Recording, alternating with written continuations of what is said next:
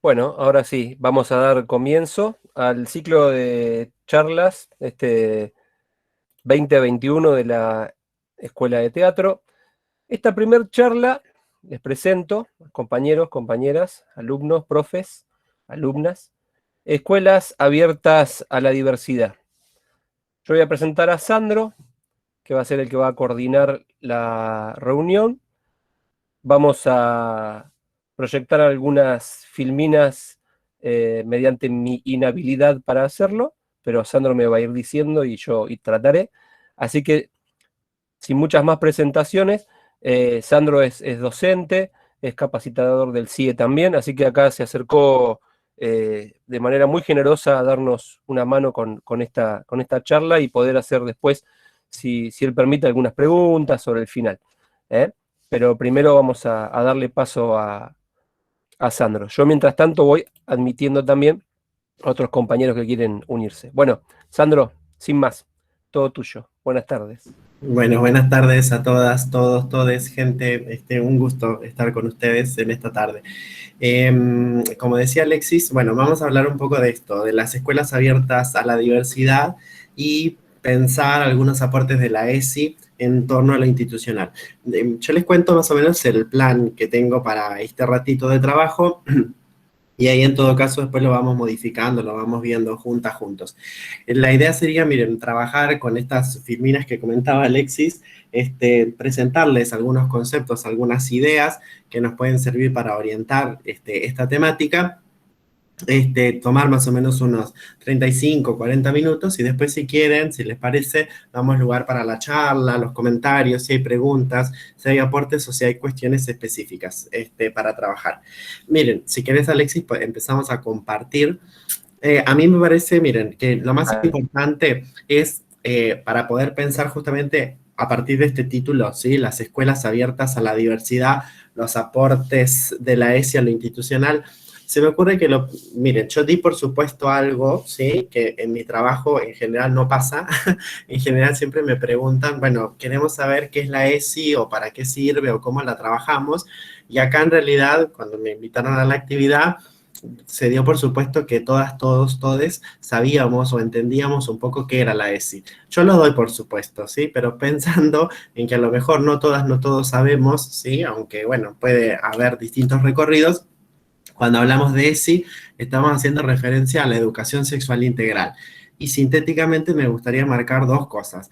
Que cuando hacemos referencia a la ESI, hacemos referencia a un marco normativo, por un lado, es decir, un conjunto de leyes, específicamente mencionaríamos dos, que son la ley 26.150, que es del año 2006 y que es una ley nacional, y la ley 14.744, que es una ley provincial, ¿sí? De la provincia de Buenos Aires y que es del año 2015, ¿no? Que son las dos leyes que marcan el trabajo con la educación sexual integral.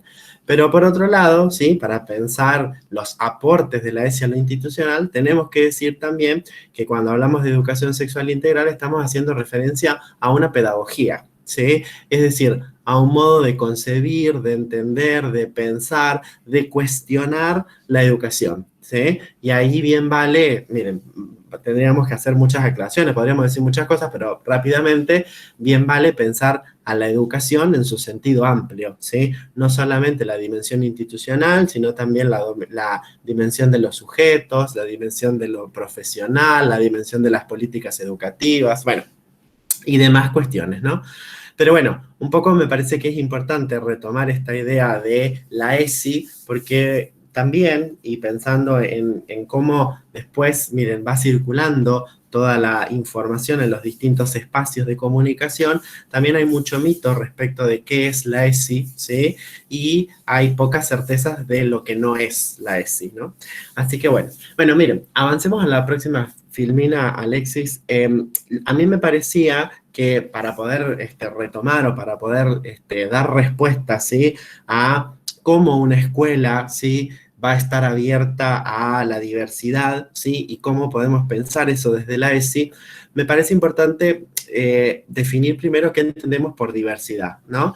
Y les cuento algo, miren, todas las filminas, ¿no? Todas estas diapositivas las vamos a ir acompañando con un producto cultural, ¿sí? En este caso hay un libro, ¿sí? Que es bastante conocido, que ha sido bastante premiado y que ahora vamos a establecer la relación con lo que vamos a tratar de responder, que es la diversidad, que se llama justamente Las Malas, de una autora argentina que es Camila Sosa Villada. Bueno, ahora hacemos después referencia un poco a la novela, pero pensando en esta cuestión de qué es la diversidad, a mí me gustaría pensar, ¿sí? Que pensar la diversidad en asociación a otro concepto, que es el concepto de desigualdad, ¿no? Pero vamos primero a qué entendemos por diversidad, ¿no? En general, cuando hablamos de diversidad, hacemos referencia a el conjunto, ¿sí? De características, de condiciones, de elementos que particularizan, que definen, que caracterizan, vale la redundancia, a una persona o a un grupo social, ¿sí? Es el conjunto de condiciones y de características socioculturales, ¿no? Entonces, la diversidad que es aquello que hace propio, ¿sí? Es aquello que hace específico, es aquello que identifica a una persona o a un grupo social. Y lo definimos, ¿sí? En relación al concepto de desigualdad también. ¿Por qué? Porque cuando pensamos en la diversidad, ¿sí? Y decimos características socioculturales, aparece también la idea de otras características que nos definen como personas, ¿sí? Que son las características socioeconómicas, ¿no? Entonces, ¿qué utilizamos para diferenciar y para definir este concepto de diversidad? Decimos, bueno, la diversidad, repito otra vez, tiene que ver con lo sociocultural. Sin embargo, las desigualdades hacen referencia a las características, ¿sí? O a las condiciones socioeconómicas que nos ubican en una mayor o en una menor posibilidad de acceso a las oportunidades, ¿sí? Ahora, esto, miren, que parece como una cosa medio tonta, ¿para qué nos sirve? Para poder entender algo rápido, que es que las situaciones de diversidad, es decir, las características socioculturales de una persona o de un grupo, se pueden transformar en una condición de desigualdad, ¿sí? Les doy un ejemplo bien concreto, ¿no? Después vamos a poner muchos a lo largo del encuentro de hoy, pero es decir, y algo miren que no les dije antes que es importante, cuando hablamos de diversidad, no hablamos de más o de menos, es decir, no hablamos de elementos valorativos, no hacemos juicios de valor y decimos que la diversidad es toda positiva o es toda buena, ¿sí? Sin embargo, cuando hablamos de desigualdad, sí estamos hablando de elementos que se pueden cuantificar, ¿sí? Porque en definitiva tiene que ver con tener más o tener menos oportunidades, ¿no? Entonces, ¿qué decimos con esto? Que una característica sociocultural, como podría ser, por ejemplo, la nacionalidad, ¿sí? Como podría ser, por ejemplo, la ideología política, como podría ser, por ejemplo, la identidad de género, como podría ser, por ejemplo, ¿sí? Mi gusto o no por el teatro o por tal tipo de teatro, ¿sí? Puede constituirse en una situación de desigualdad.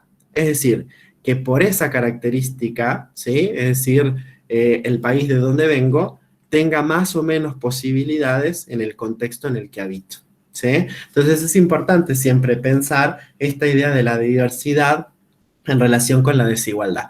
Y en torno a eso, para avanzar un poquitito más, lo importante también es pensar que ante esta definición de diversidad, es decir, como el conjunto de características socioculturales, decimos que la diversidad está presente siempre y en todos lados, ¿sí? Entonces, ¿qué queremos decir con eso? Bueno, que no es que existe diversidad porque en mi escuela, ¿sí? O en el lugar en donde yo trabajo hay extranjeros o extranjeras, ¿sí? Sino que hay diversidad siempre, porque a alguien le va a gustar leer a esta autora, Camila Sosa Villada, a otros le va a gustar leer otra autora, ¿sí? A alguien le va a gustar el mate con azúcar y a alguien no le va a gustar el mate con azúcar o no le va a gustar el mate, ¿sí? A alguien le va a gustar el invierno y a alguien le va a gustar el verano, como estábamos hablando informalmente antes, ¿sí? Entonces, ¿qué es lo que pasa con esto? ¿O qué es lo que queremos decir? Claro, es muy importante pensar que la diversidad está siempre presente en todos los contextos. Ahora, ¿qué tenemos que reconocer también? Que a pesar de que entendemos la diversidad de ese modo, existen algunas autoras, algunos autores que van a indicar que a pesar de ello, existen algunos sujetos o algunos grupos que son considerados más diversos que otros, ¿no? O existen algunos grupos o algunos sujetos que van a ser considerados de alguna manera diversos especificados u otros especificados, ¿sí? Porque aquí aparece otra cuestión, que es que, ¿para qué nos sirve entender la diversidad? Para poder definirnos, ¿sí? Y para poder identificarnos. Entonces, lo que es otro, ¿sí? También permite definir lo que soy yo, ¿no? Yo no soy lo otro, ¿sí? Entonces, ¿qué sucede con esto simplificando toda esta cuestión?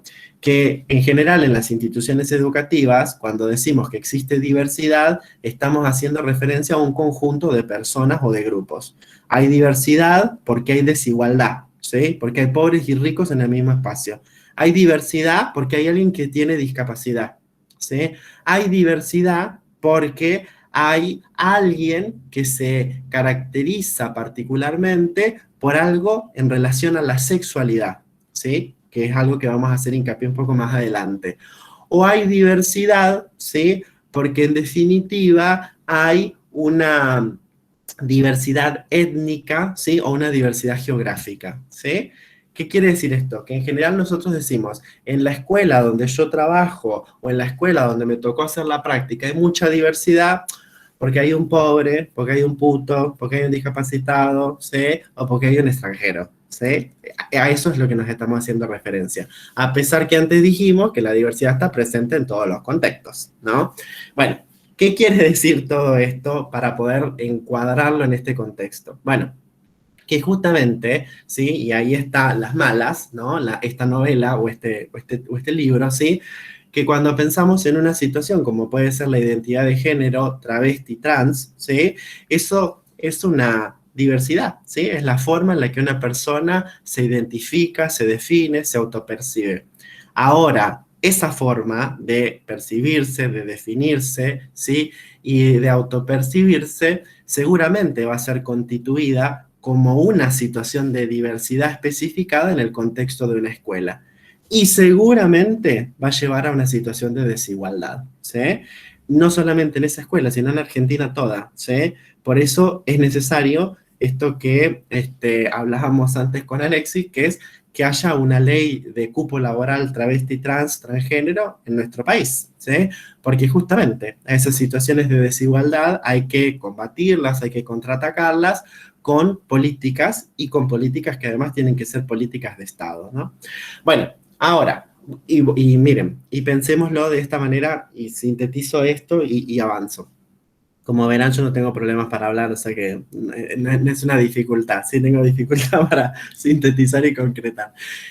Fíjense que en esta novela, ¿sí? Que es Las Malas, Camila Sosa Villada, no es cualquier autora, ¿sí? Es una autora que además es una persona travesti, ¿sí? Es una actriz, además, ¿no? Entonces, ¿qué pasa con esto?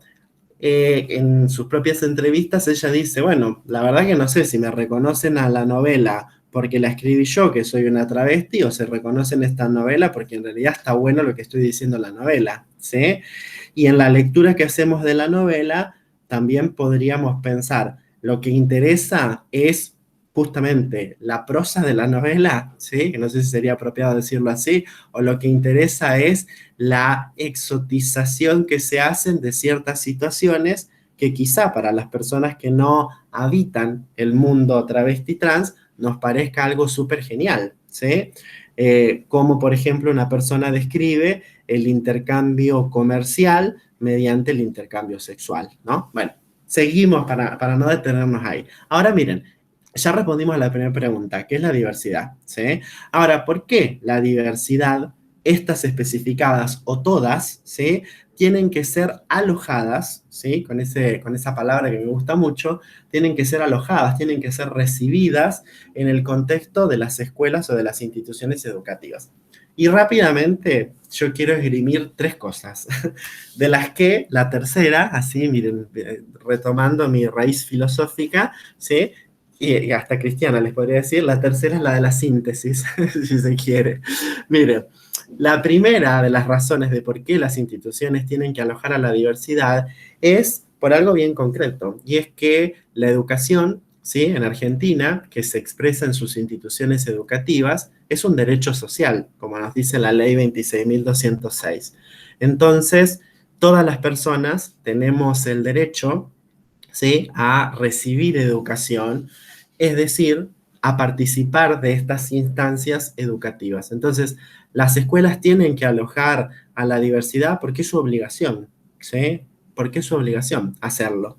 Por otro lado, ¿sí?, el segundo argumento sería, bueno, que las instituciones educativas tienen que alojar a la diversidad porque por otro lado existe un marco normativo, ¿sí?, que está dando cuenta de la legitimidad de la diversidad, de la posibilidad de la diversidad y además de, y me permito hacer una digresión, de las bondades de la diversidad, ¿sí? Es decir, ¿por qué las instituciones se vuelven mejor cuando el pensamiento no es único, cuando las identidades no son únicas, cuando los sujetos no son únicos, ¿sí? Y ahí podríamos mencionar un montón de cosas, ¿no? Podríamos decir, bueno, las escuelas tienen que alojar a la diversidad porque existe la ley de identidad de género. Entonces yo no le puedo decir a una persona, no, no, no, cada uno tiene que venir vestido de tal manera, ¿sí? Porque yo voy a ir vestido de la manera en cómo me autopercibo, porque justamente lo marca la ley de identidad de género. También tienen que alojar a la diversidad, ¿sí? Porque existen otras normativas. Bueno, las normativas que mencionamos antes de la ESI, también normativas como, por ejemplo, las que protegen la integridad de las personas, ¿no? Como, por ejemplo, la ley 26.061, la ley de protección integral de los derechos de las mujeres, ¿sí?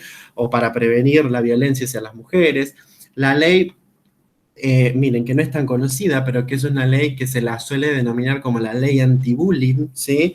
Que es la ley 26.892, ¿sí? Que prevé el trabajo con situaciones de conflicto dentro de las instituciones educativas, ¿sí?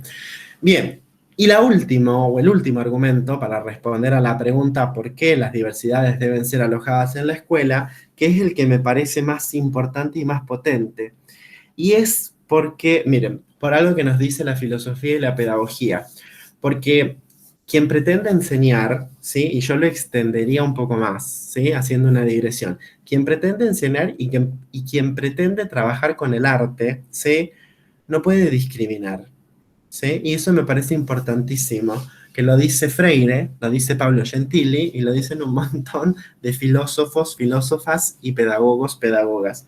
Y es que si quien pretende enseñar, ¿sí?, quien pretende educar, pretende transformar el mundo, transformar la realidad, ¿sí?, ¿cómo lo va a hacer? Discriminando, ¿cómo lo va a hacer? Violentando a otra persona, ¿sí? Personalmente yo no concibo, aunque entiendo que existe, porque no soy ingenuo en este aspecto, en otro sí, ¿sí? Porque no soy ingenuo, ¿sí? No puedo concebir que existan personas que discriminen a otras trabajando en instituciones educativas, ¿sí?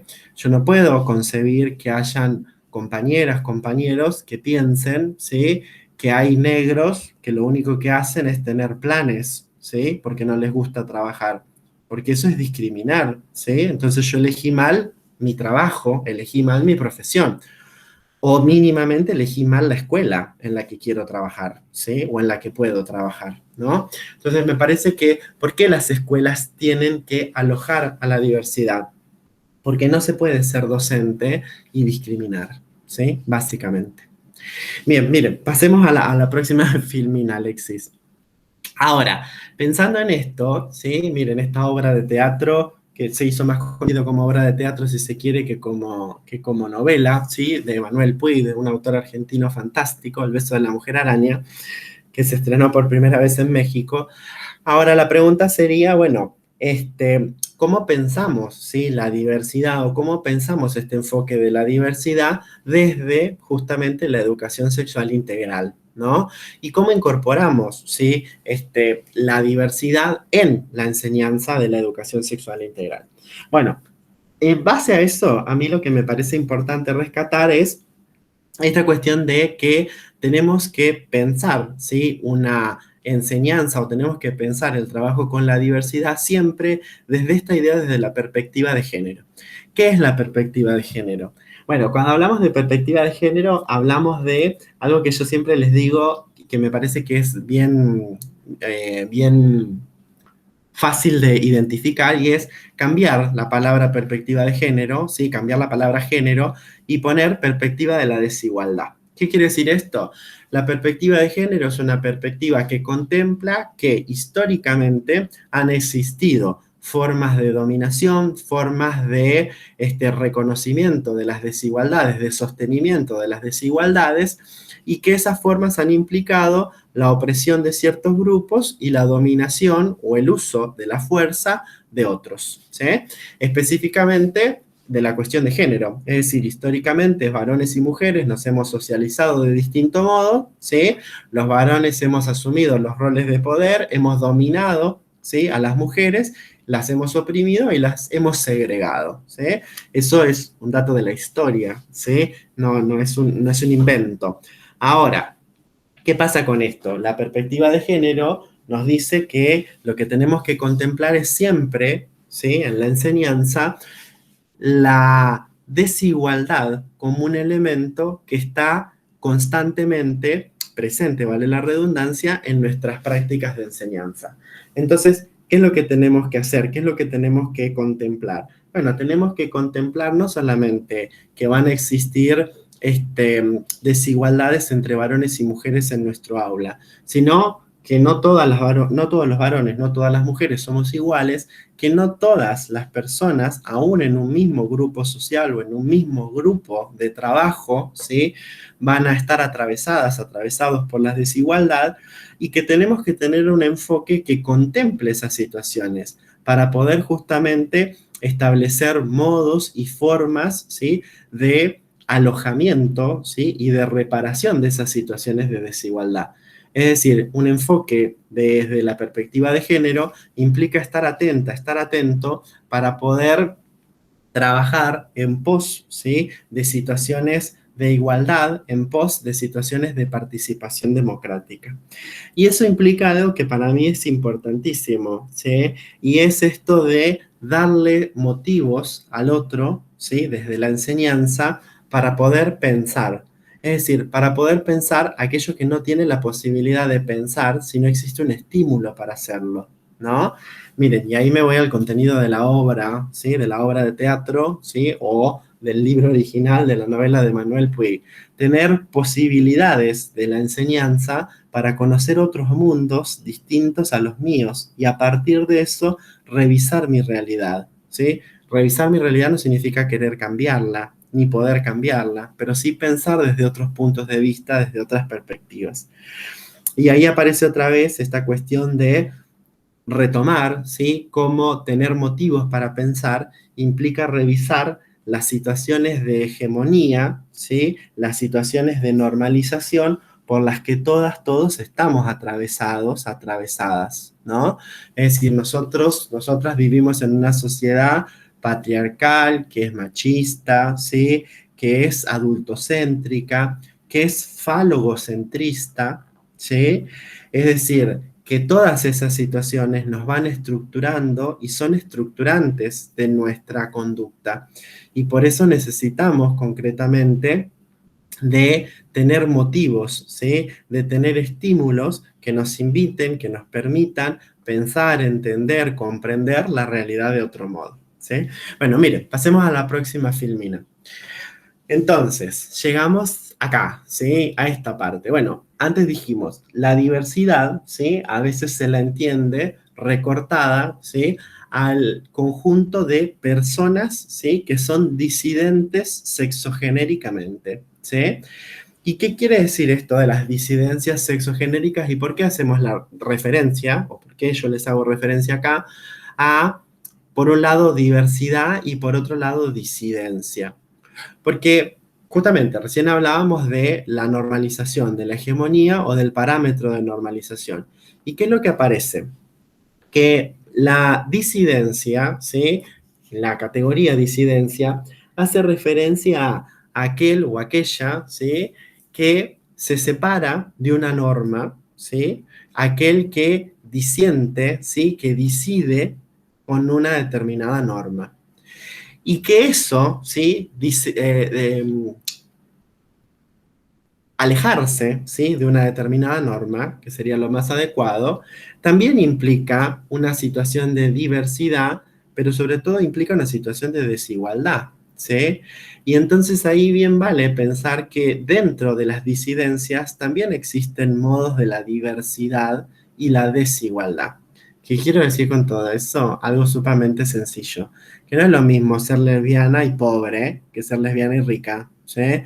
Que no es lo mismo, ¿sí? Ser varón homosexual en Buenos Aires y vivir en Palermo que vivir en Villalonga, ¿sí? Digo, ni siquiera conozco Villalonga, ¿sí? Pero soy de Patagones, o sea que paso por ahí para, para volver a la casa de mis padres, ¿sí? De mi papá y de mi mamá. ¿Qué quiero decir con esto? Que no da lo mismo, ¿sí? Ser disidente en cualquier contexto, ¿sí? No da lo mismo ser estatua viviente, ¿sí? Miren, para ponerles un ejemplo de algo que no tiene que ver con la disidencia sexual, no da lo mismo ser estatua viviente y pararme en la Plaza Rivadavia, ¿sí? Que ser estatua viviente y pararme en la Plaza de Torkins, ¿sí? Es decir, ¿qué significa que no da lo mismo? Que hay cosas que se van alejando más, ¿sí? Que son más disidentes que otras, ¿no?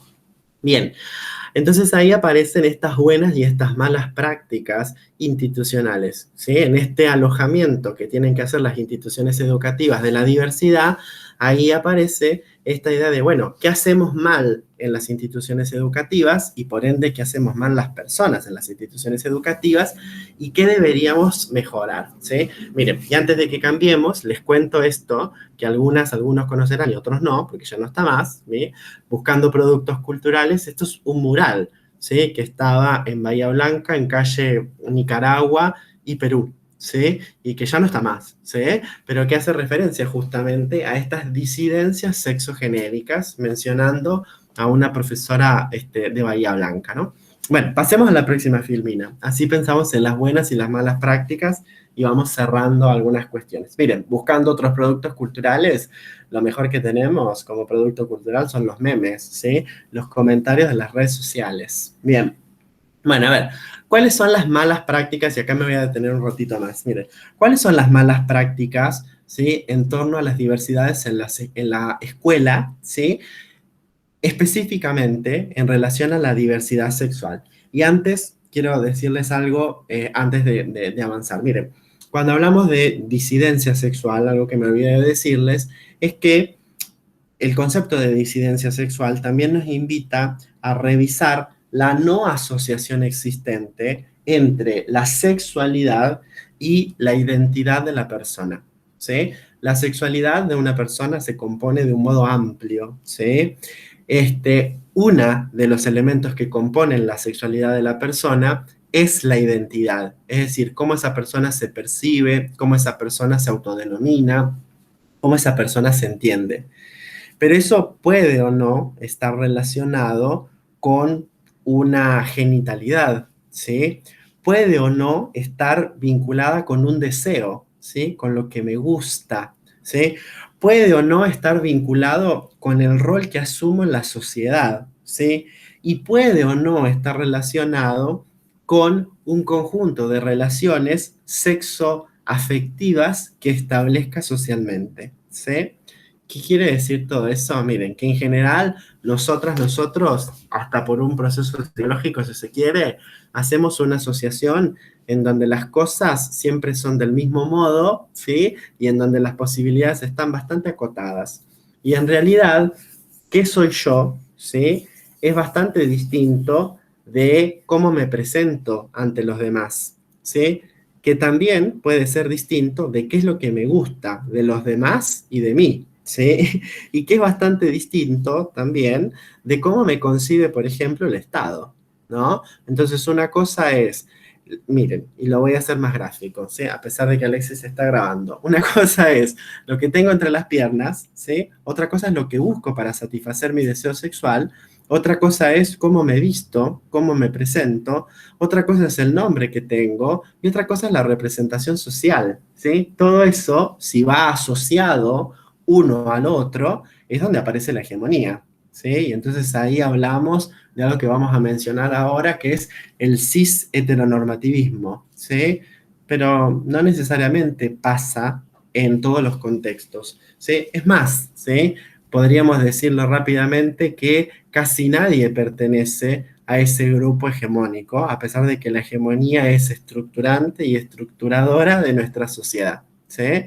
Porque cuando empezamos a revisar las condiciones que hacen a lo hegemónico, vamos a ver que la mayoría de las personas, aún no concibiéndonos como parte de la diversidad, no vamos a formar parte de ese grupo hegemónico, ¿no? Entonces, miren, vamos a ver que no somos tan blancos, ¿sí? Que no venimos de los barcos más grandes, ¿sí? Que no venimos, ¿sí? Miren, que no somos tan cultos, ¿sí? Que no somos, tan masculinos, que no somos tan femeninas, que no somos tan, ¿sí? Y que ese ideal va a estar posicionado en otro lugar, ¿no? Bien, bueno, entonces, volviendo a esto, ¿sí? ¿Qué pasa con estas malas prácticas institucionales? A ver, pensando en la diversidad y la disidencia, ¿qué es lo que tenemos que comprender? Bueno, por un lado, sí, que en las instituciones educativas en general lo que hacemos es una injusticia hermenéutica, ¿sí? Esa palabra no nos dice nada, así que lo explicamos. ¿Qué quiere decir esto? Que en general lo que hacemos en las instituciones educativas es hablar por el otro, por la otra, ¿sí? Suponer lo que el otro, la otra necesita, ¿sí? Completar lo que el otro, la otra necesita y si se quiere, hasta relativizar las necesidades del otro, de la otra, ¿sí? ¿Qué quiere decir esto? Miren, les pongo ejemplos. Yo en la escuela, ¿qué es lo que digo? Digo cosas como, ah, sí, ese es el nene que tiene ese problema, ¿no? Es decir, claro, es disidente, ¿sí? No se comporta como las demás, como los demás. Disiente una norma y entonces tiene un problema, ¿sí? No, lo que pasa que es homosexual ella, ¿no? Claro, yo ya no sé qué le pasa al otro. Trabajo con nenes de 13 años. Sin embargo, ya yo le puse palabra a eso que el otro, que la otra siente, que el otro, que la otra ni siquiera pudo comprender, ¿no? Y fíjense cómo, es decir, en este hablar por el otro, ¿sí? En este suponer, en este completar, también aparece esta relativización que yo les decía de las necesidades que tiene la otra persona, ¿no? Miren, ante la diversidad, por ejemplo, y pensemos en la identidad de género, viene una persona que dice que va a cambiar de identidad de género o que asume una nueva identidad de género. Ahora no me voy a llamar más Sandro, quiero que me llamen con otro nombre, ¿sí? Entonces, ¿qué hago yo desde la institución educativa? Digo, no, pero esto es pasajero, no cambies nada vos la lista, porque eso después se les pasa, viste que ahora son todos bisexuales, son todos homosexuales, pero es un tiempo, porque después ya encuentran lo que quieren, ¿no? Entonces, fíjense, miren, ahí como también, como dice Graciela Morgade y Graciela Alonso, aparece la mirada adultocéntrica, ¿no? Nosotros ya entendimos todo lo que el otro quiere, todo lo que el otro necesita, ¿sí? Y le ahorramos el paso, ¿no? Es decir, les decimos al otro qué es lo que necesita, ¿no? Entonces, una mala práctica institucional es esta injusticia hermenéutica, hablar por el otro, suponer por el otro, ¿sí? Pensar por el otro, ¿no? Piensen cómo eso lo hacemos en otros ámbitos, como cuando yo digo, miren, la alumna desaprobó tal cosa. Ay, sí, viste que los papás se separaron, seguro que está mal por eso. Bueno, no, capaz que no entendió la consigna, por eso desaprobó lo que yo le dije. No es que porque los papás se separaron, entonces no entendió, ¿no? Suponemos algo que al otro le pasa, ¿no? Bueno, la otra de las malas prácticas institucionales es el privilegio, si se quiere, que sería lo más apropiado, de las ideologías prácticas. ¿Qué son las ideologías prácticas en torno a la sexualidad? Miren, son las decisiones, las intervenciones pedagógicas institucionales que nosotros vamos haciendo y que de alguna manera son irreflexivas, ¿sí? O que son, o que están, mejor dicho, automatizadas. ¿Qué quiere decir eso? Miren, que nosotros decidimos cosas por la fuerza de la costumbre. Entonces, podríamos pensar un montón de ejemplos respecto de esto, pero sería como que nosotros agarramos y decimos, bueno, miren, tenemos, por ejemplo, tenemos que empezar a pluralizar nuestra lengua, ¿no? Bueno, entendemos que la lengua tiene que reflejar de algún modo la diversidad de los sujetos, ¿no? Entonces yo tengo que decir, bueno, hola chicos y chicas, qué bueno que vinieron, ¿no? Si me animo más, hola chicos y chicas y chiques, hola chiques, bueno, lo que sea, ¿no? Ahora, ¿qué pasa? Yo privilegio ideologías prácticas. Y yo digo, pero eso es muy complicado porque después nadie entiende. Si yo digo, hola chicos, todos me entendieron. ¿Sí? Bueno, sí, que me entiendan no significa que esté bien. ¿Sí? Fíjense cómo yo apelo también a otras cuestiones. Yo digo, lo que pasa es que a mí me cuesta tanto, pero yo soy grande. Yo me formé en otro tiempo. ¿Viste? Que los chicos ahora ya todos hablan en inclusivo. Para mí me cuesta. Bueno, sí, también me cuesta levantarme a las 5 de la mañana para ir a trabajar, y sin embargo me levanto, ¿sí? Es decir, fíjense cómo aquí aparece este privilegio de las ideologías prácticas que van negando la condición de subjetividad de la persona, ¿sí? Yo digo, no, nosotros acá no tenemos la posibilidad de modificar los baños para que sean inclusivos, porque no tenemos lugar, ¿sí? Bueno, pero tenemos que generar el lugar, entonces tenemos que buscar la posibilidad de que todas las personas se sientan alojadas, se sientan cómodas, cómodos, ¿sí? No, lo que pasa es que nosotros acá no lo podemos hacer eso porque el sistema, ¿sí? Me dice que cuente varones y mujeres en la lista. Bueno, el sistema te pide, ¿sí? Pero cuando vos tomás la lista, ¿sí? Podés modificar la lista, ¿sí? Es decir, el privilegio de estas actividades o de estas acciones que las hacemos de modo automática, pero que son negadoras, ¿sí? O que son invisibilizantes de otras personas, de otras subjetividades, de otras identidades, de otros deseos, ¿no? Bien, otra de las malas prácticas, ¿sí? Es la toma de decisiones y la homogeneización, ¿sí? La homogeneización cis-heteronormativa. ¿Qué quiere decir todo eso? Miren, pensar que todas las personas nos identificamos con el género que nos asignaron al nacimiento, ¿sí? Pensar que todas las personas somos heterosexuales. Pensar que todas las personas, ¿sí? Tenemos el mismo deseo y que ese deseo es normativo, ¿no? Entonces, fíjense cuando ponemos ejemplos en el aula, ¿sí? Cuídense el fin de semana, ¿sí? Ustedes que ahí, cuídense, ¿sí? Que van a hacer tal cosa, ¿no? Entonces pensamos que todos tienen mi mismo deseo, que todos van a salir, que todos van a bardear como bardeo yo, que todos van a hacer, ¿sí? Lo que yo hago, ¿sí?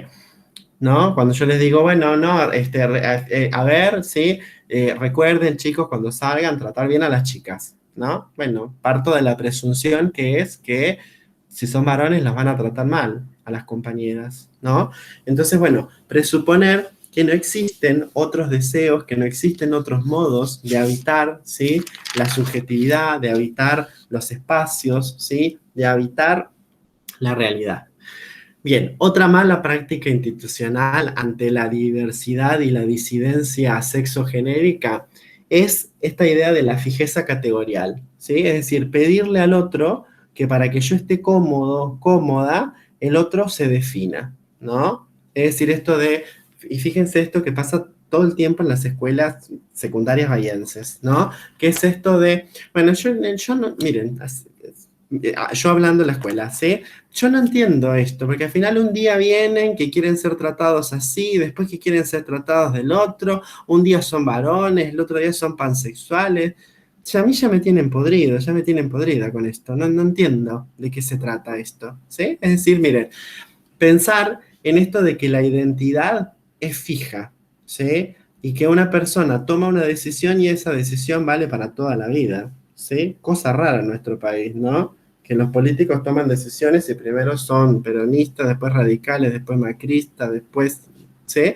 Es decir, es como medio raro pensar que la identidad es fija cuando la ideología no es fija, ¿sí? Cuando el gusto no es fijo, cuando el deseo no es fijo, cuando nosotros somos una construcción, ¿sí? En constante desarrollo. Entonces, ahí aparece esta idea de, miren, una mala práctica es pedirle al otro que haga algo que el otro o la otra a lo mejor no quiere hacer o que no está preparado para hacer en ese momento, ¿sí? Bueno, decidite, ¿cómo te llamamos al final? ¿Vas a usar el nombre que nos dijiste la semana pasada o usamos el nombre que está en la lista? Porque las profesoras tienen que saber, los profesores tienen que saber, ¿no? Bueno, ¿sí? Es decir, cuarto totalmente la posibilidad de la otra del otro, ¿sí?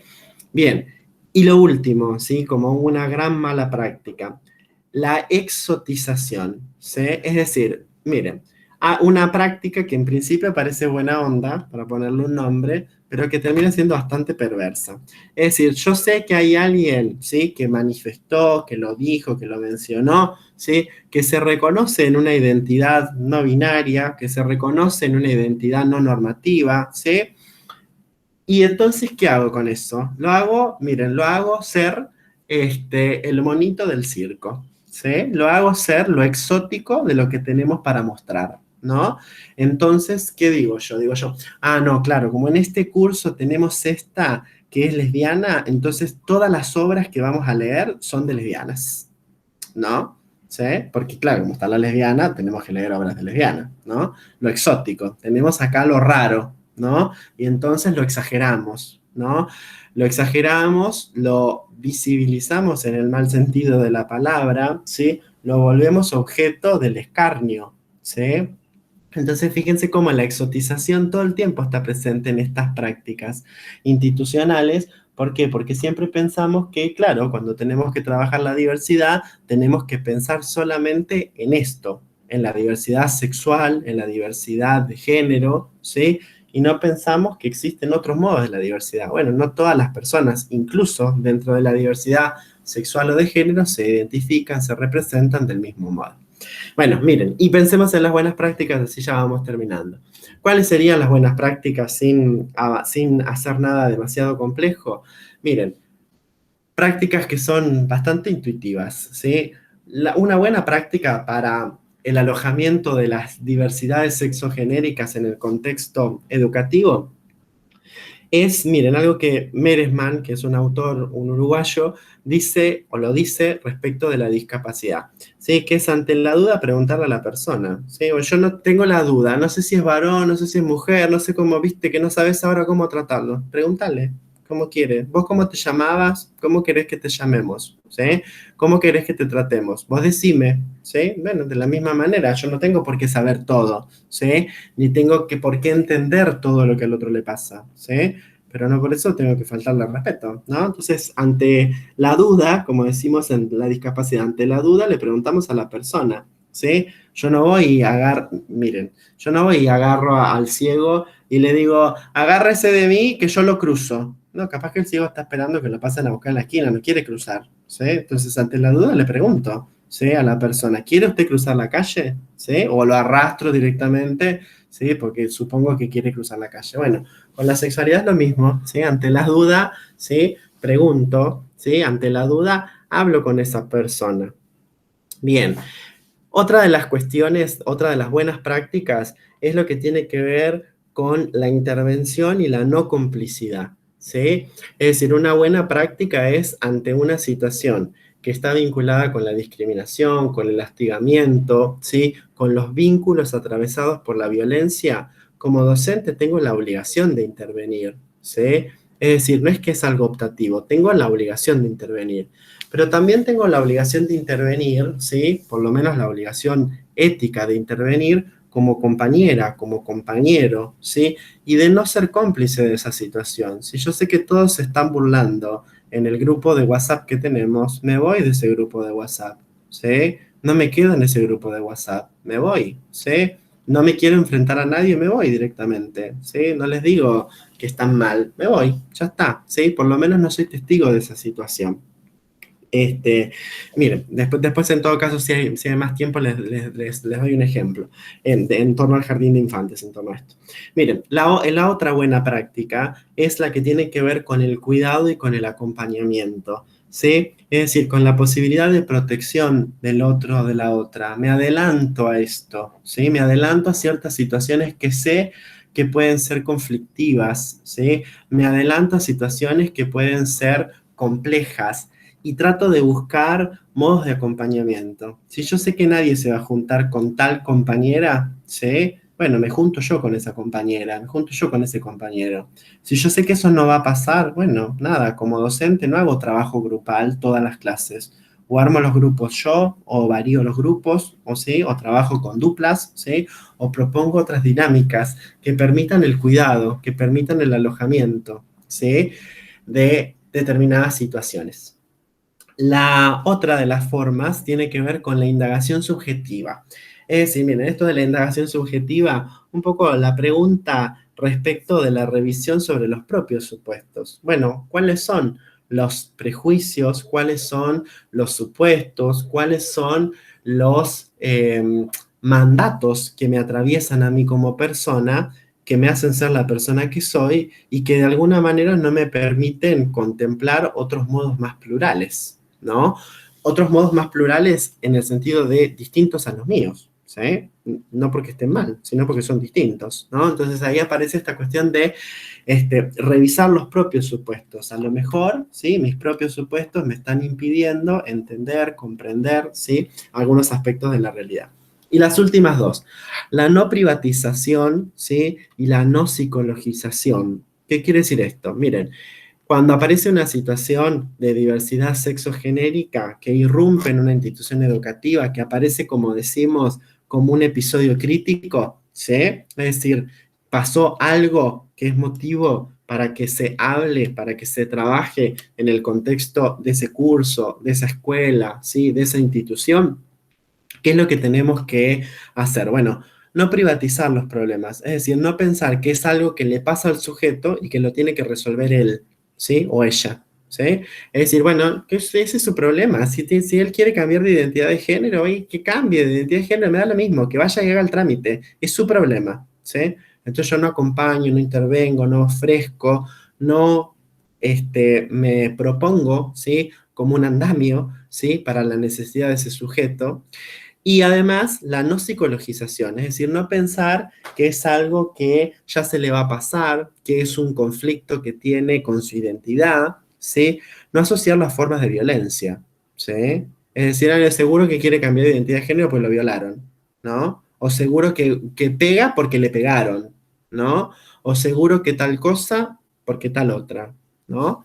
Bien, y la última de las buenas prácticas es la que tiene que ver con la ética profesional. Es decir, con pensar, bueno, ¿qué rol cumplo yo en la institución? ¿Qué rol cumplo yo en ese grupo? ¿Sí? ¿Y cuál es el que tengo que cumplir? ¿Sí? Es decir, bueno, justamente, si yo soy la docente o el docente, mi rol, ¿sí? Es garantizar el derecho a la educación. Entonces, justamente, no puedo discriminar a la persona. No puedo decirle, no, yo hasta que vos no traigas el documento cambiado, no te voy a llamar del nombre en como vos decís que yo te tengo que llamar. ¿Sí? Bien, y eso también se vincula con esto de cuestionar y pensar, ¿sí? La propia participación que hacemos las docentes, los docentes, en las políticas sexogenéricas. Es decir, todas nosotras, todos nosotros, todas las personas estamos atravesadas, atravesados y construidas, construidos desde repertorios sexuales, en el sentido amplio de la palabra sexual, ¿sí? En el sentido en cómo entendemos la sexualidad. Entonces lo que tenemos que hacer es justamente cuestionar esos repertorios, porque todas nosotras, todos nosotros pensamos de modo ideológico, ¿sí? Sin el sentido peyorativo que se le otorga en el contexto actual a la palabra ideología. Bien, miren, y pasemos a la última filmina y ahí con eso terminamos. A ver, ahora entonces, ¿qué pasa con esto? ¿Sí? ¿Qué pasa con la convivencia democrática y cuidadosa en el contexto de las escuelas? ¿Y por qué es necesario que las escuelas estén abiertas a la diversidad? Miren, y ahí como producto cultural, ¿sí? Aparece una intervención en la calle, ¿sí? Unas fotos, ¿sí? Que se estaban pegando en la calle, ¿no? Bien, y entonces ahí aparece esta idea de pensar las escuelas abiertas a la diversidad desde las políticas de cuidado. ¿Qué quiere decir esto? Bueno, entender que todas las personas, ¿sí? Somos portadoras, ¿sí? De cuidado, pero que todas las personas además, ¿sí? Podemos cuidar a otras, ¿sí? Poniéndolo en otras palabras, miren, que todas las personas tenemos que desarrollar, ¿sí? O tenemos el derecho, ¿sí?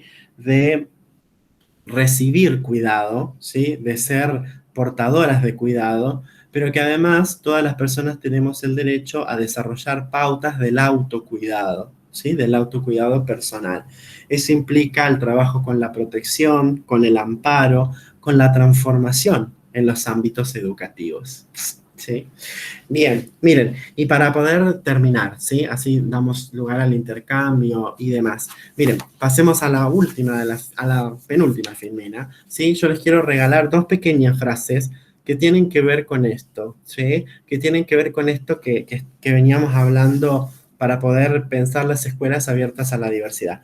La primera frase es una frase de un libro de Valeria Sardi que se llama Silencios y excepciones, géneros y saberes en la formación docente. Y dice así la autora, ¿no? Viene hablando de para qué sirve pensar la educación sexual en el contexto de las instituciones educativas. Y ella dice, sirve para imaginar instituciones más vivibles, perdón, más humanas, comunitarias, donde no haya temor al contagio, donde desaparezcan las vergüenzas, los pudores, los miedos a ser distintos por nuestros cuerpos, géneros, identidades, lenguas, ideas, voces, y a resistir a las políticas y discursos de la oscuridad, unívocos, neoliberales, capitalistas, extractivistas, que también están en la universidad y en la formación docente, ¿sí? Es decir, la autora nos está diciendo, la ESI, ¿sí? La educación sexual integral con perspectiva de género, el enfoque de la diversidad, nos sirve para hacer las instituciones más democráticas y más plurales, ¿sí? Pero también nos sirve para identificar, ¿sí? Que no tenemos que tener una mirada ingenua en las instituciones que habitamos, que la discriminación recorre todos los espacios que habitamos, ¿sí? Y que allí hay que hacer algo con eso, ¿sí? Bien, y la segunda frase es una frase de una filósofa estadounidense, ¿sí? Que es Judith Butler, de su libro Cuerpos aliados y lucha política. Y fíjense lo que dice la autora. Pero cuando se puede caminar sin protección y gozando de plena seguridad, cuando en la vida cotidiana uno se puede desenvolver sin miedo a sufrir actos violentos, entonces es a buen seguro porque hay muchas personas que apoyan ese derecho aun cuando sea una sola persona quien lo ejercite. ¿De qué viene hablando la autora? ¿Qué viene diciendo la autora?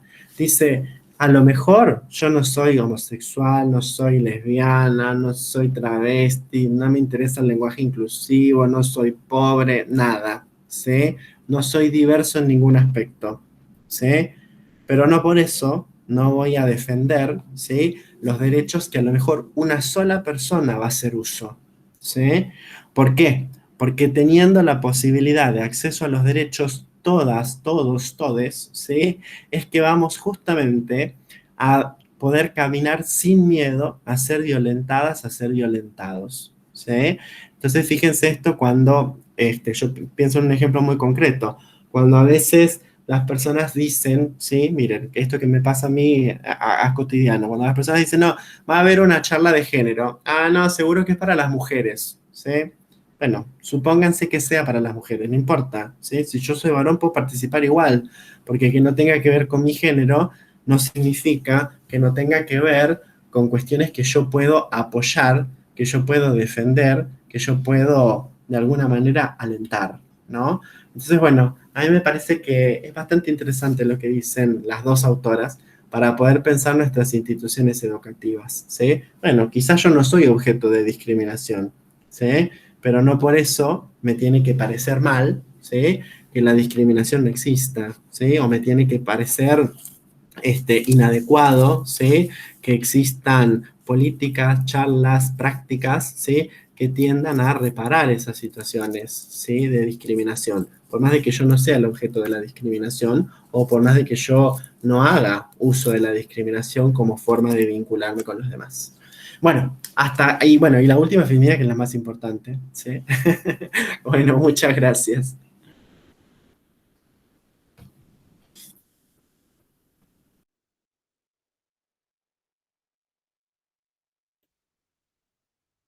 Ahí está. Bueno, ahí los veo, ahí las veo. Bueno, Sandro, muchas gracias. A ver, vamos a abrir un poco los mic y si quieren así de manera ordenada y podemos hacerles algunas preguntas a Sandro, si anotaron. ¿Alguien quiere preguntar algo? Lili, a ver, Lili, para que estás muteada. ¿Cómo estás? Un placer escucharte como siempre. Una pregunta que se usa mucho en un discurso reaccionario liberal, la palabra ideología de género en lugar de perspectiva de género. ¿Cuál sería el contexto semántico diferenciador de ambas expresiones? Bueno, el contexto semántico diferenciador de ambas expresiones tienen que ver con que cuando hablamos de perspectiva de género, estamos haciendo referencia a una perspectiva filosófico, pedagógica, política, que pretende justamente incorporar un modo de pensar, un modo de ver, un modo de interpretar ciertos aspectos de la realidad. Y la ideología de género no existe.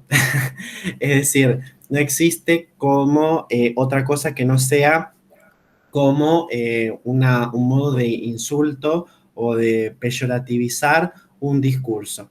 La perspectiva de género, como decíamos antes, lo que implica es incorporar, ¿sí?, una mirada que tenga en cuenta en cualquier ámbito social, cultural y educativo la perspectiva de las desigualdades. ¿Sí? Eso es la perspectiva de género.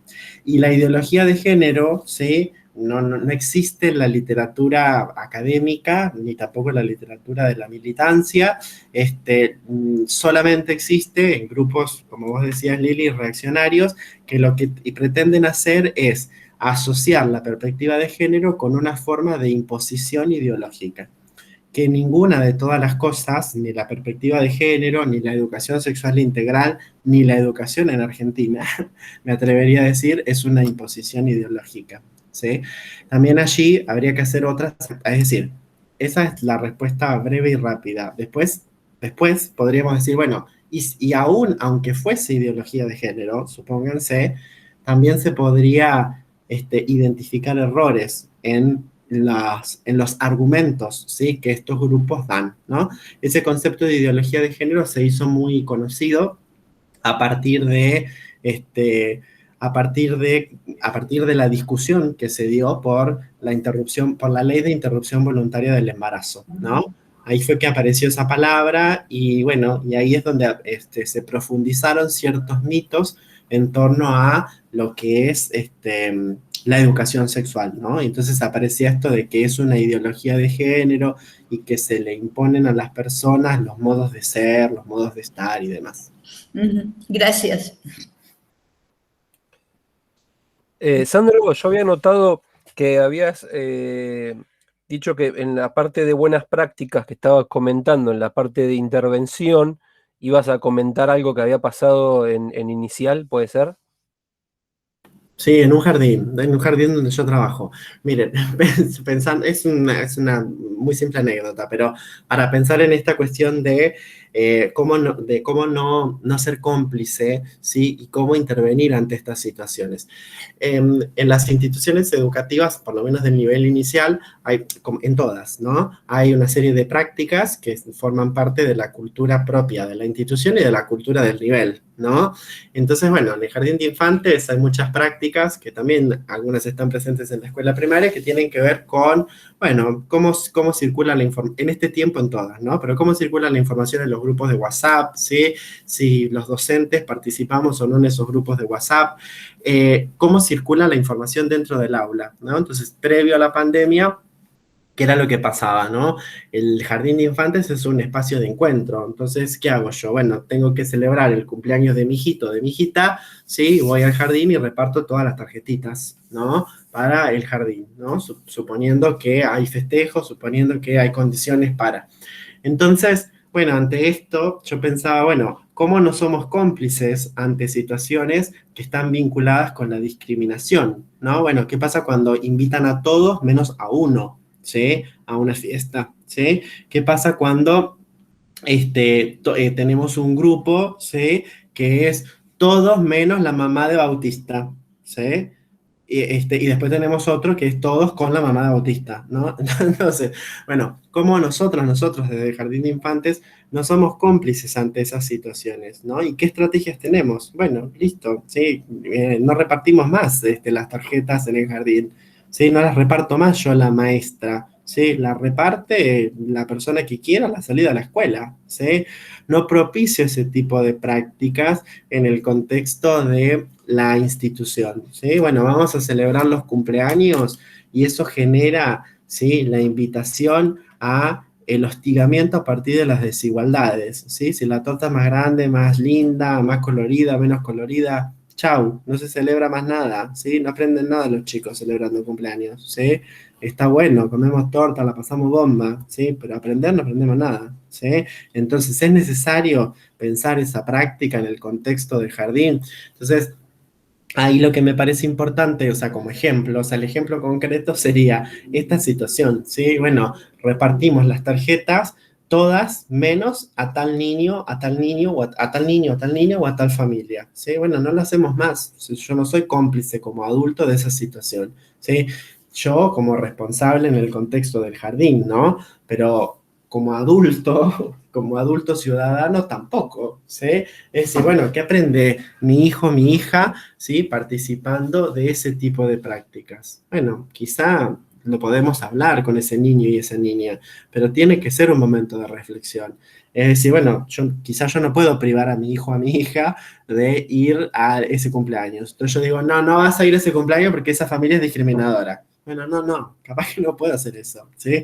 Capaz que no quiero hacer eso, pero por lo menos tiene que ser un espacio de debate, ¿sí? Bueno, vas a ir a este cumpleaños, ¿sí? Pero bueno, tenemos que pensar que las personas, todos tienen que participar o todos tienen, ¿sí? Hay modos para eso, ¿no?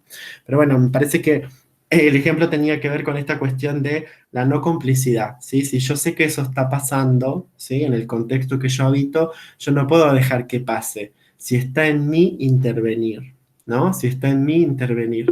Y eso me parece que es importantísimo. Sí, ahí le damos la palabra a Luciana también. Me hacías acordar, Sandro, también que hay algunas cuestiones que se legalizan, por ejemplo, como fechas de festejos que tienen que ver con lo cristiano, ¿no? Y entonces sí está bien hacerlo, pero no se tiene en cuenta que también hay otras religiones y que también habitan las escuelas públicas, las escuelas del Estado, y nosotros somos agentes del Estado y quizás pertenecemos o somos practicantes o no de cierta religión, y esas prácticas sí son cotidianas, también lo veo en los jardines, también lo veo cuando se habla del Día del Padre y se hace todo un obsequio, y también tenemos que pensar que tenemos alumnos y alumnas que tienen otra constitución de familia, y eso está como normalizado y uno no puede, como agente del Estado, como docente, no puede ser parte de esas prácticas, o por lo menos poder decirlas dentro de la institución, ¿no? Para que se empiecen a cambiar, porque están como muy arraigadas. A ver, Luciana, cuando quieras, perdón. Hola Sandro, ¿cómo estás? Yo te quería preguntar sobre las buenas prácticas, que la primera que dijiste fue la pregunta. Y mi pregunta era cómo manejar la pregunta en la adolescencia, en donde quizás la otra persona no tiene una respuesta o estoy obligando a que tenga una respuesta cuando en realidad está construyendo, eh, no sé si me explico, pero cómo no incomodar, porque son temas tan delicados. Sí, por ahí quizá muy bueno que lo hayas preguntado, porque en realidad habría que como que agregarle más cosas a esa buena práctica para que realmente sea una buena práctica. Es decir, lo que yo también tengo que saber es qué cosas puedo preguntar, ¿no? Y qué puedo preguntar es aquello que depende o es aquello que tiene que ver o que está vinculado con mi trabajo, ¿sí? ¿A qué me refería yo con esto? y vuelvo al ejemplo que yo les daba. Yo tengo dudas, ¿sí? Que, miren, tengo dudas, supónganse que eso sea una pregunta que yo me haga, tengo dudas de si es un varón o es una mujer. No los conozco a ese grupo, no sé quién es, ¿sí?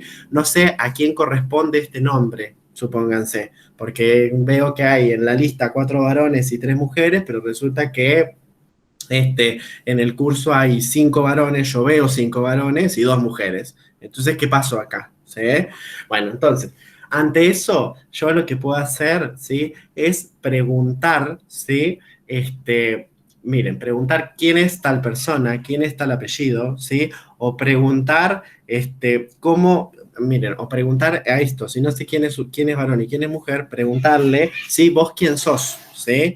Bien, ahora, ¿eso qué significa? Que no toda pregunta está habilitada, porque saber por qué tal persona tomó tal decisión, por qué tal persona hace tal cosa, no viene a cuenta de lo que yo doy, ¿sí? Solamente viene a cuenta la pregunta cuando es a modos de identificar quién es quién, ¿sí? No sé si estoy claro en lo que quiero explicar, es decir, antes de...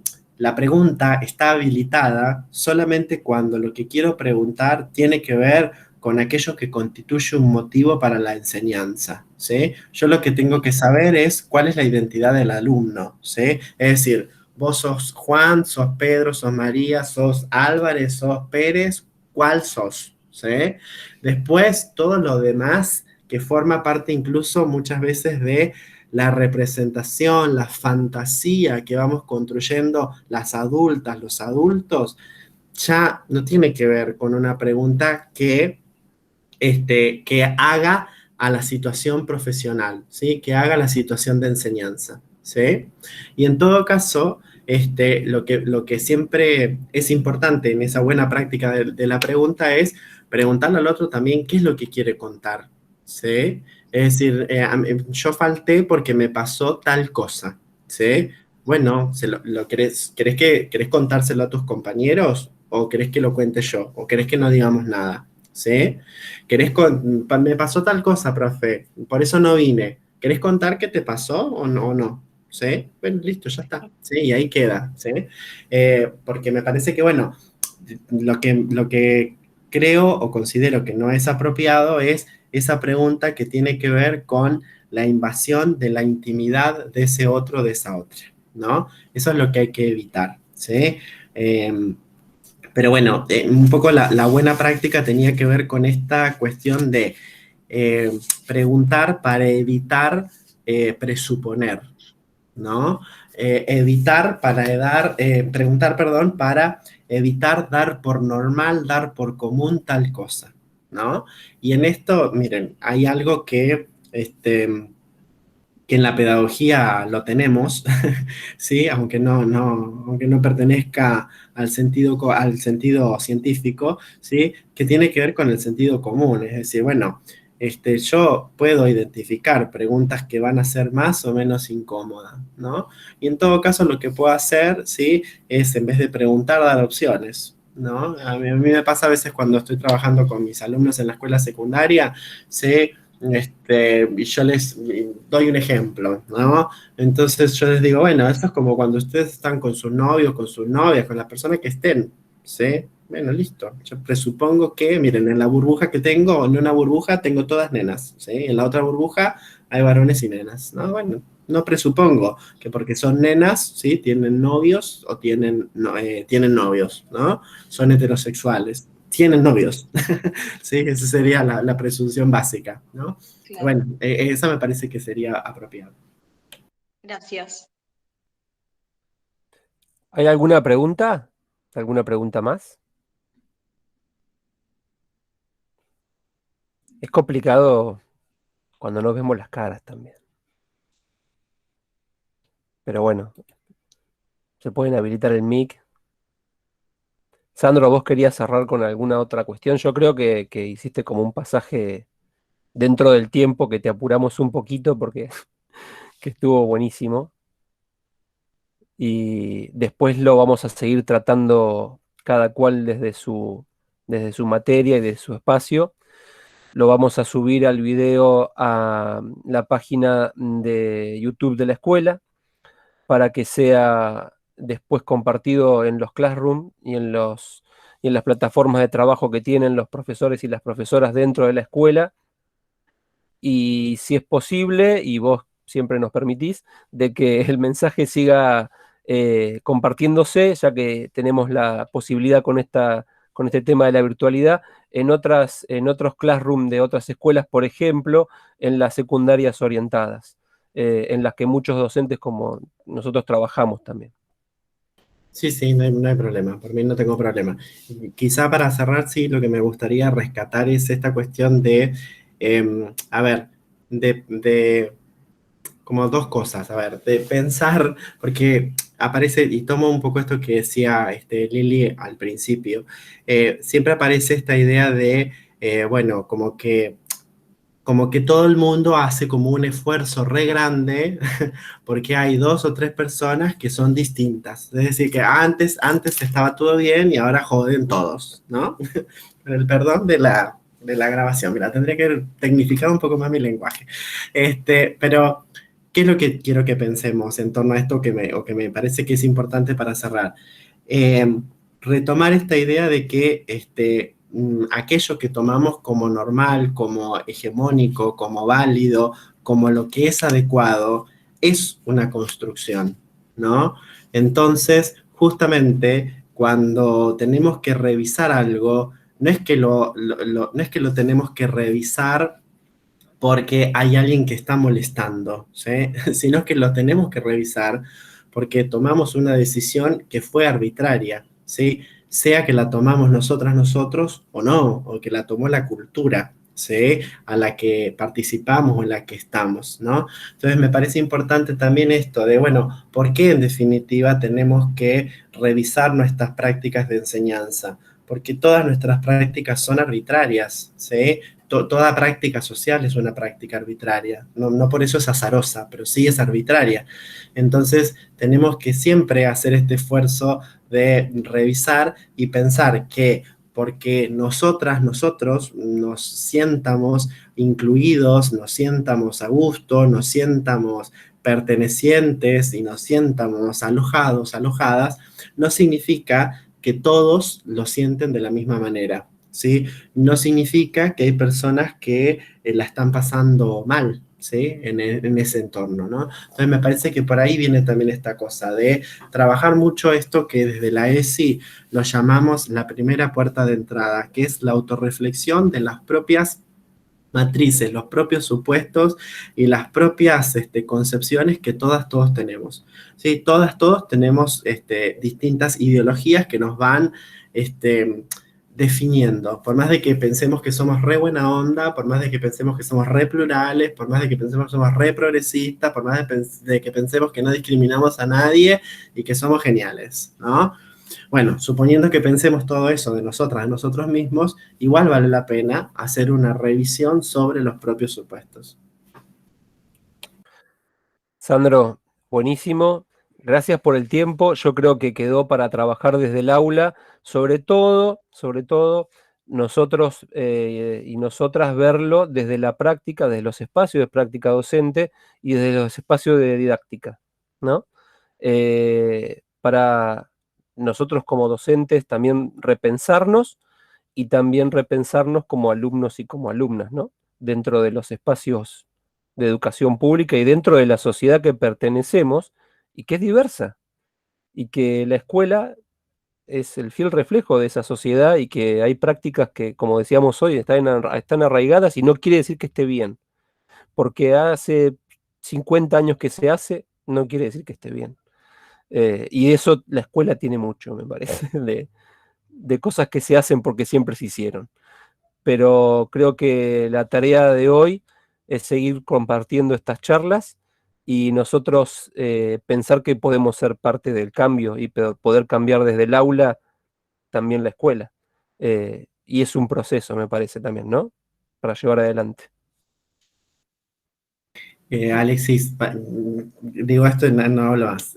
Hay un autor, un poeta chileno falleció hace muy poco, que se llama Pedro Lemebel, y él dice que, en definitiva, en un texto muy, muy conocido, ¿sí? Que se llama Manifiesto por mi diferencia, él dice, la utopía no es por mí, es por los que vendrán, ¿no? Exacto. Entonces me parece que también en esto de revisar nuestras prácticas y revisarnos como docentes, también es importante pensar, bueno, cómo hacemos, incluso hasta una cuestión, hasta desde un punto de vista ético, para hacer un mundo mejor, ¿no? Yo en general en la vida no soy una persona positiva, ¿sí? Ni tengo expectativas sociales, pero sí considero que lo único que puede transformar la realidad en la que estamos es la escuela, ¿sí?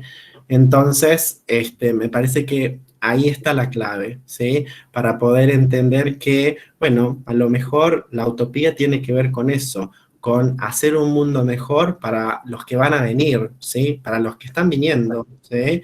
Y me parece que por allí viene la cuestión, por allí es la importancia de la educación, la importancia de la escuela y lo que no se puede reemplazar de ningún otro modo, ¿sí? A nivel de lo social.